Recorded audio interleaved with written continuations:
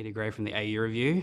Hello, Jane. Hello, Jodi. Hello. Congratulations on last night. Have you come down from the high that was that incredible? Like, the cinema was incredible. So I think it'll take a little while to come down from that. That was such a wonderful night. It's so wonderful to see so many people come out to support the film and embrace it the way they did. And it was such a great, fitting night because when we launched The Dry there a couple of years ago, it was pouring with rain, and we'd made that movie in absolute drought-stricken kind of rural Victoria. And we made Force of Nature. It rained every day we shot that movie, and we got the most glorious night, so it was wonderful. it was a nice, like, stark contrast, because I was going to say, like, the first film, obviously, you know, just desolate, and this film sort of, like, there's that weird kind of beauty in the tragedy of everything. And it was like, was that a organic choice when you were writing to make sure that the settings were like completely separate from each other? Yeah, absolutely. I really wanted to do something completely different with the setting for Force of Nature. The Dry was very drought-stricken, small town.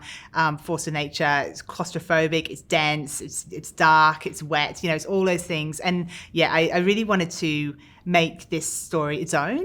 I wanted the character of Aaron Falk to return, but see him in a completely different environment, which I think was captured so beautifully in the film as well. And with like location scanning, does that make things difficult when you're like, okay, we've got a rainforest, the bush, and then also, as you mentioned last night about might not be the safest place to film, like do you thrive on that sort of danger? When you take on a book like The Dry and a book like Force of Nature, you're taking on a landscape because, the setting is a character in Jane's book. And I feel like it evokes so much. So, as filmmakers, between Robert Connolly, our director, Eric Bana, our star and co-producer, and my producing partners, Bruna and Steve, and I, it's really important to us that we'd never cheat it, and we're really going to go into essentially the heart of darkness. And for us to go into the middle of these really prehistoric rainforests in central Victoria, it was always going to be challenging. It was always going to be tough, but it was just kind of always a part of the deal. And we were going into locations that our location managers were finding when I would turn up and say, how did you even find this? This is crazy. It was so far off the beaten path. Literally, there were no pathways. People were doing, full bush bashing hikes, up mountains to get to these spots. And you will see in the movie that you really feel like these women have been dropped in the middle of nowhere and they're really lost because we really were in the middle of nowhere. And had it not been for someone putting markers, if you had left me there's no way I would have found my way out. So not a lot of method acting needed there. They were just very, they were terrified. But it shows in the performance because they were really going through it. And our cast is so phenomenal. And, led by Eric, who is, Mr. Fearless, Mr. Adventure. So everyone kind of feels like they have to rise to Eric's level. But everybody signed up to be in this situation where, for 2 months they were going to be covered in mud and leeches, rain the whole time. It was the opposite of glamour. And I haven't read the book, so That's all right. I also think coming into the film kind of helps because I've got no, preconceived notions of what it is. But I understand that Eric, the father, he is more of a presence in the book, and then he was more written into this film, I believe. Is that I think he does have a much more of a bigger role in the film than he does in the book.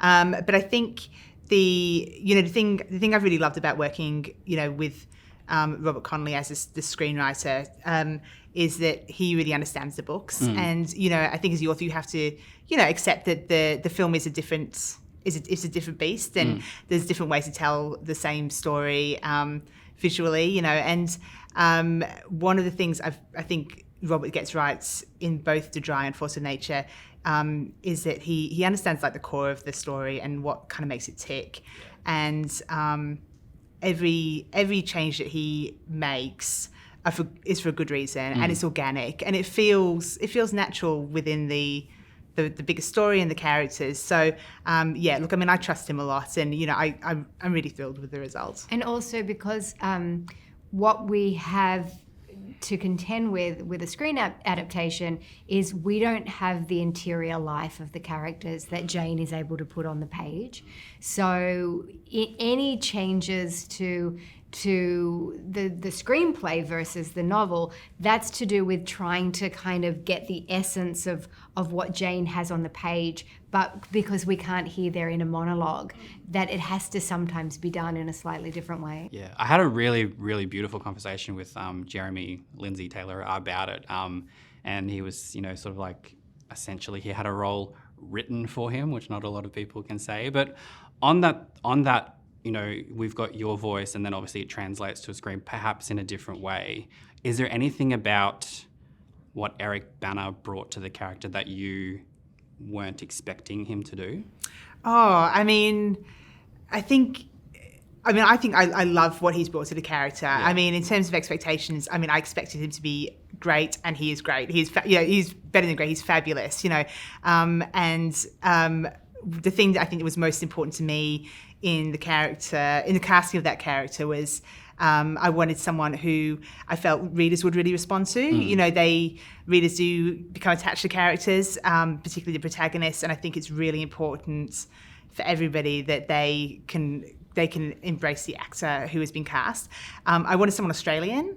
I wanted someone that people would warm to and really could have sort of captured that kind of kind, warm heart and soul of the character. And I think, who better than Eric Bana? He's really has done such a wonderful job. Readers love him. I love him in the role. I think when I watch him on screen, they feel like one and the same to me very much. Well, I'm going to say thank you for initially saving Australian cinema, but also cinema. Like, we talk about Barbenheimer, but I think the Dry really kind of started everything at a time when we didn't know what was going on. So it was so great that that Australia embraced this film, that it went internationally. It seems like the amount of people that are excited for this film is really hopeful. As someone who loves films, I'm like, just go to the cinema, see it, and I really hope that we have a nice repeat of what happened. So we hope so too. Thank you so much. No, thank you. Cheers.